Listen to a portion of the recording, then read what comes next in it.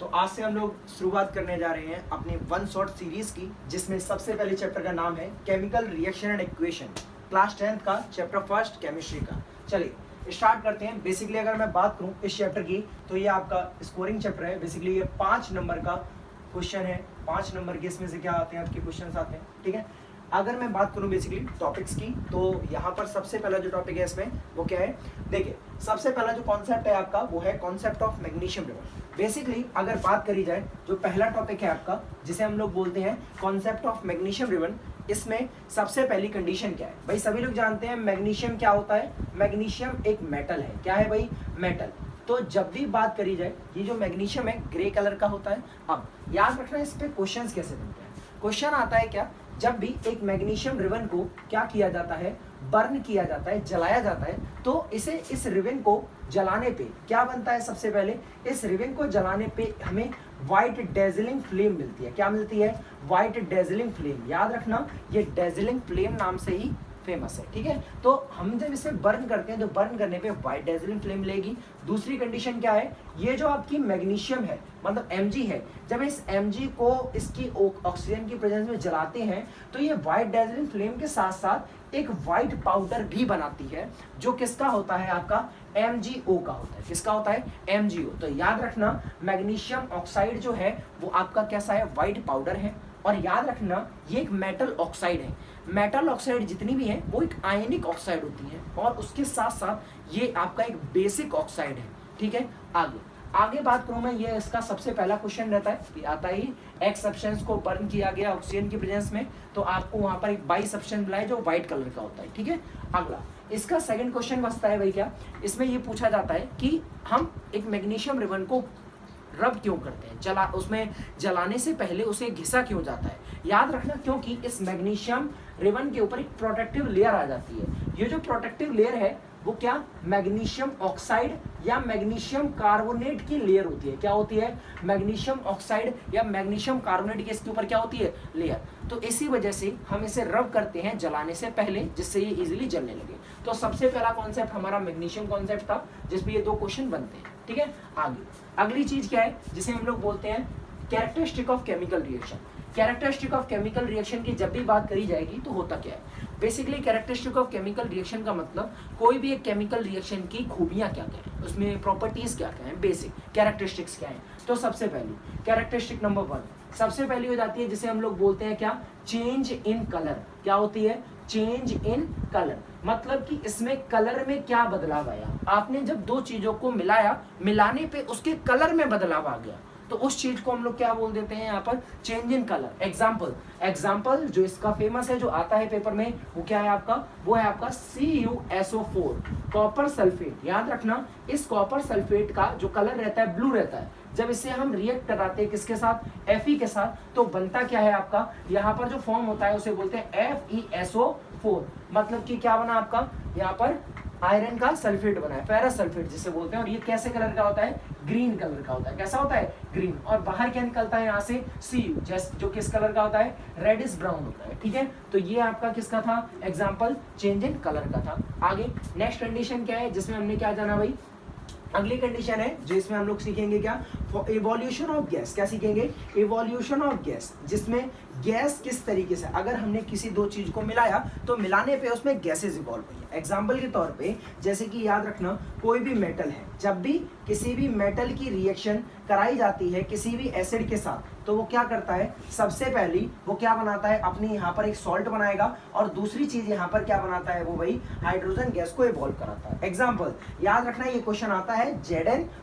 अगली चीज क्या हो जाती है, Zn की रिएक्शन जिंक ग्रेन्यूल्स को रिएक्ट कराया जाता है हाइड्रोजन हमारे किससे, सल्फ्यूरिक एसिड से। तो कराते हैं तो क्या बनता है, ZnSO4 बनता है, और बाहर निकलता है क्या हमारा, यहाँ पर H2 याद रखना एक पॉपिंग साउंड गैस होती है, या पूछा जाता है question, the popping sound gas is the hydrogen. तो हाइड्रोजन एक पॉपिंग साउंड गैस है, ठीक है। अगली चीज क्या है इसमें, अगली प्रॉपर्टीज की मैं बात करूं तो है आपकी इवोल्यूशन ऑफ गैस के बाद चेंज इन टेम्परेचर। तो याद रखना भाई चेंज इन टेम्परेचर मतलब कि टेम्परेचर में बदलाव। तो चेंज इन टेम्परेचर का हम बात करें, जिसमें क्या आएगा, यहाँ पर इसके 2 टाइप होते हैं चेंज इन टेम्परेचर के। पहला रहता है एंडोथर्मिक और दूसरा रहता है एक्सोथर्मिक। तो याद रखना ये एंडोथर्मिक क्या है और ये एक्सोथर्मिक क्या है।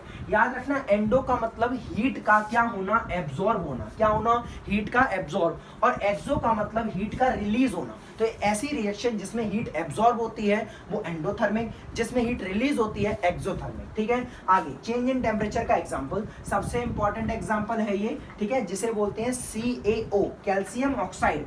जब भी किसी लाइम को, इसको लाइम बोला जाता है, तो हमने क्या किया, कैल्शियम ऑक्साइड को क्या किया है, रब किया है, या सॉरी कैल्शियम ऑक्साइड को पानी के अंदर डाला है, जिसे बोलते हैं क्या, डाईहाइड्रोजन मोनोऑक्साइड, मतलब वाटर को क्या बोलते हैं, डाईहाइड्रोजन मोनोऑक्साइड। तो इसके में जब रिएक्ट कराया, इन दोनों को आपस में डाला, तो इसमें होता क्या है, ये बनाता है CaOH का होल ट्वाइस, जिसे बोलते हैं लाइम वाटर या स्लैग्ड लाइम। तो ये जो चीज है याद रखना, जब हम लाइम को वाटर में मिलाते हैं तो लाइम वाटर बनता है, क्या बनता है, लाइम वाटर। ठीक है, अब याद रखना ये आपकी एक एक्सोथर्मिक रिएक्शन है, ये हीट को इवॉल्व कराती है, क्या कराती है, इवॉल्व। क्वेश्चन ये बोला जाता है, ये एक ऐसा एक्स सब्सटेंस है जिसको सीमेंट बनाने में यूज में लिया जाता है, ठीक है, जो आपका CaO है। ठीक है, जब इसको इससे रिएक्ट कराते हैं तो क्या बनता है आपका CaOH का होल ट्वाइस। ठीक है, तो ये आपकी चेंज इन टेम्परेचर की रिएक्शन हो जाती है। ठीक है, तो अभी हमने क्या देखा, change in temperature, evolution of gas, change in colour. अगला है जो आपका मेन है, जिसे हम लोग बोल देते हैं क्या, यहाँ पर अगली है जिसे बोलते हैं फॉर्मेशन ऑफ प्रेसिपिटेट। ये हर साल ज्यादातर पेपर में आता है ये वाला क्वेश्चन, तो इसको जरा ध्यान से देखना। जिसे बोलते हैं क्या, फॉर्मेशन ऑफ प्रेसिपिटेट, क्या बोलते हैं, फॉर्मेशन ऑफ PPT।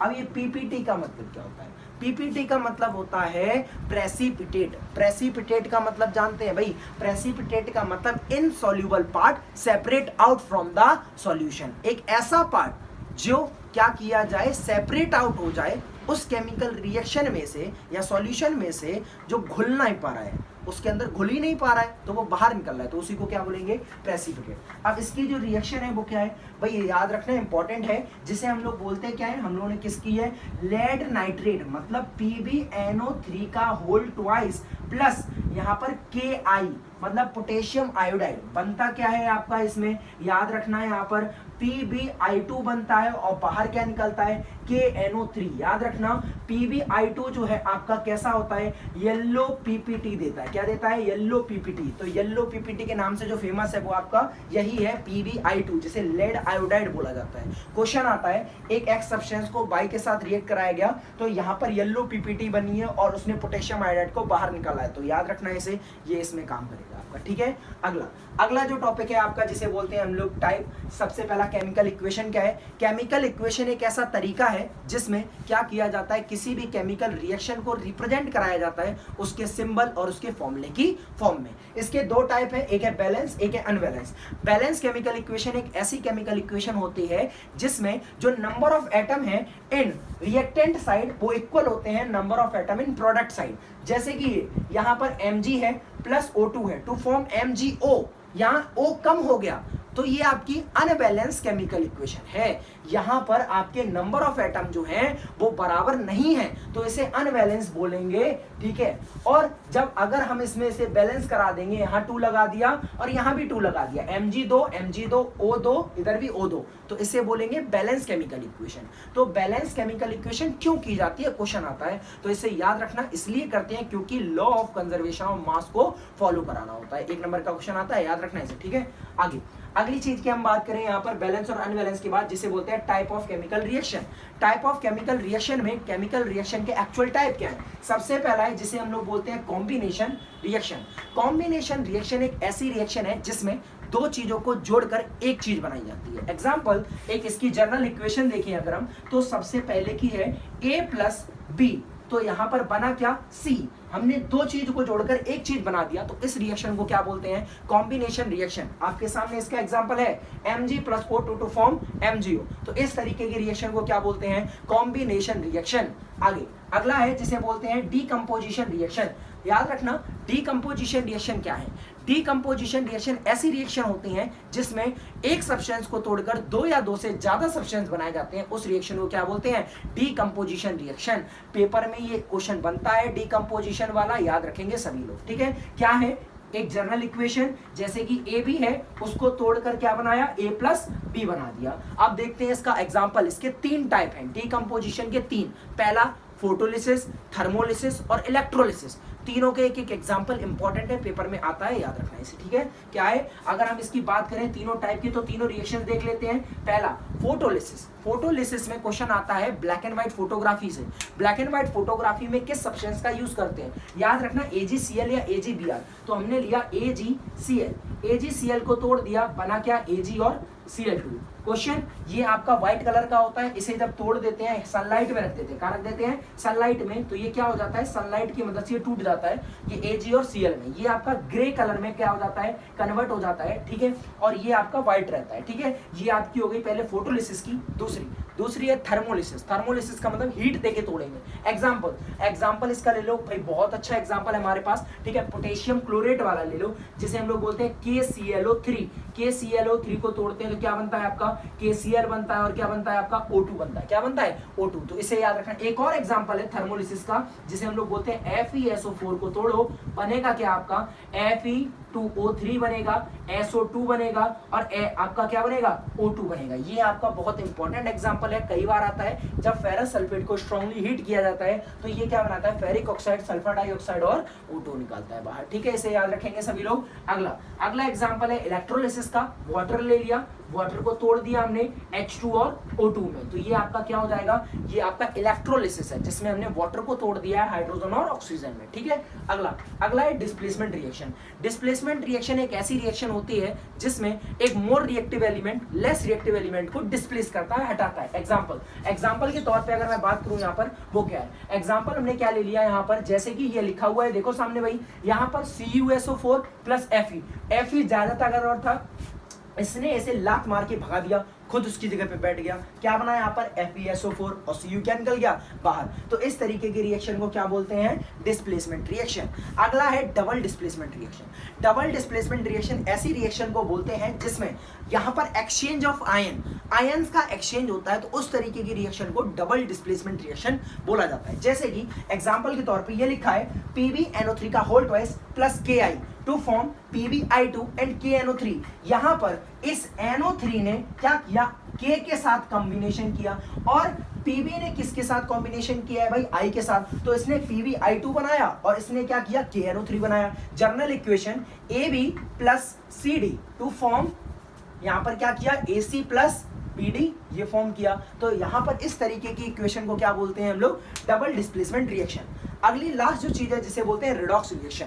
रिडॉक्स का मतलब क्या होता है, रिडॉक्स रिएक्शन ऐसी रिएक्शंस को बोला जाता है जिसमें ऑक्सीडेशन और रिडक्शन दोनों एक साथ हो जाते हैं। The reaction in which the oxidation and reduction are occur simultaneously, that type of reaction is known as the redox reaction। अब यहाँ पर rid का मतलब है रिडक्शन, और ऑक्स का मतलब है ऑक्सीडेशन। रिडक्शन का मतलब क्या हो जाता है, रिडक्शन का मतलब the process of addition of hydrogen, एक ऐसी रिएक्शन जिसमें एडिशन हो रहा हो हाइड्रोजन का या रिमूवल हो रहा हो ऑक्सीजन का, उसे बोलते हैं रिडक्शन।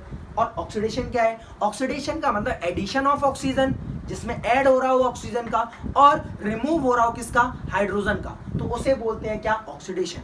अब इसमें एक एग्जांपल देख लेते हैं, जैसे कि हमने एक एग्जांपल ले लिया, एक रिडॉक्स का एग्जांपल ले लेते हैं। हमने यहाँ पर क्या ले रखा है, सभी लोग ध्यान से सुनेंगे इसे, ठीक है। यहाँ पर हमने क्या ले रखा है, हम लोगों ने एक एग्जांपल ले लिया Fe2O3। Fe2O3 की रिएक्शन करा दी हमने Al के साथ, बना क्या भाई, इसकी जैसी कराई Al ज्यादा ताकतवर, ये इसने क्या किया, इसे रिमूव कराया, बना क्या यहाँ पर Al2O3, और बाहर क्या निकल गया आपका Fe। अब जरा मेरी बात ध्यान से सुनना सभी लोग, यहां से हमने देखा यहां तक गई, अब Fe ने O को छोड़ दिया, तो रिमूवल ऑफ ऑक्सीजन, यहाँ क्या हुआ है, रिमूव हुआ है, रिमूव ऑफ ऑक्सीजन, ऑक्सीजन का रिमूवल हुआ है, तो उसी को हम क्या बोलते हैं, यहाँ पर रिमूवल ऑफ ऑक्सीजन को क्या बोलते हैं, रिडक्शन। क्या बोलते हैं, रिडक्शन। अब याद रखना, जहां से भी रिडक्शन होता है, जहां से भी रिडक्शन होता है, वही चीज आपकी कहलाती है ऑक्सीडाइजिंग एजेंट और आपका रिड्यूस्ड सब्सटेंस। ये याद रखना, पेपर में आता है क्वेश्चन, ठीक है। अब अगली चीज है आपका Al से Al2O3 हो गया, इसने ऑक्सीजन का गेन किया, तो यहाँ पर गेन ऑफ ऑक्सीजन हुआ है, तो गेन ऑफ ऑक्सीजन को क्या बोलते हैं, ऑक्सीडेशन।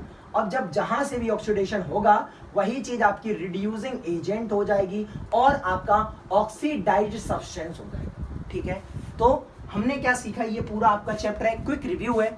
अगर इस चैप्टर का आपको क्या चाहिए, ब्रीफ डिस्क्रिप्शन चाहिए, एक एक टॉपिक को अच्छे से सारे क्वेश्चंस के साथ प्रीवियस ईयर के समझ रहे हैं तो भाई आप लोग कमेंट करें, हम उसके सारे पॉसिबल जितने भी वीडियोस होंगे वो सब बनाएंगे और इसके जितने भी आपके प्रीवियस ईयर के क्वेश्चन है वो सारे कराने की कोशिश करेंगे। बट आपका ये क्विक रिव्यू है, आप इससे सारी चीजें रिवाइज कर सकते हैं, ठीक है। अगर आपको वीडियो अच्छी लगे लाइक करें, शेयर करें और कमेंट करें, जो भी आपको इसमें गलती लगी हो या आपको जो भी चीज चाहिए हो तो उसके लिए कमेंट करें, ठीक है।